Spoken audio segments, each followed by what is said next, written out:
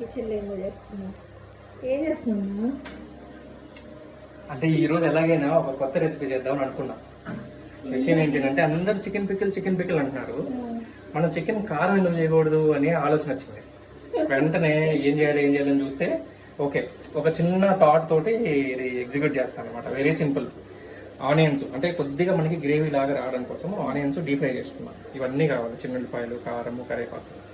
తర్వాత మనకి మసాలా ఉంటే చాలు. తర్వాత సాల్ట్. ఇదిగో ఈ చికెన్ ఉన్నాయి కదా, డీప్ ఫ్రై చేయాలి. డీప్ ఫ్రై ఇంకా ఇంకొంచెం బ్రౌన్ కలర్కి రావాలి. వీటన్నిటిని మిక్సీ చేస్తే అయిపోతుంది. అంతే, 15 నిమిషాలు లేదంటే 30 minutesలో నీకు చికెన్ కారం రెడీ అయిపోతుంది. సూపర్ ఉంటుంది.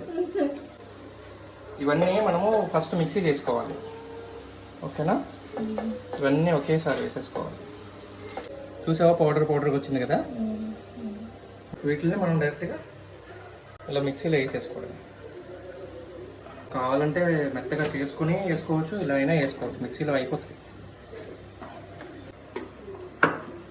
సాల్ట్ కూడా వేసుకోవాలి సరిపడా.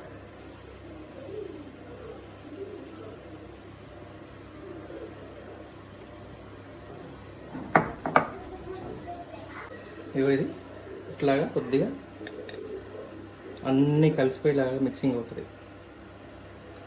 సో ఇది పౌడర్ చేసుకుంది. ఓకేనా? దీన్ని మనం కొద్దిగా తాలింపు వేసుకున్నాం. సరేనా? లైట్గా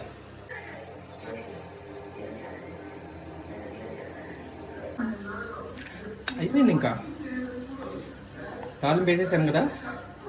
సాల్టు, కారము, తాలింపు అన్నీ పర్ఫెక్ట్గా సూట్ అయ్యాయి.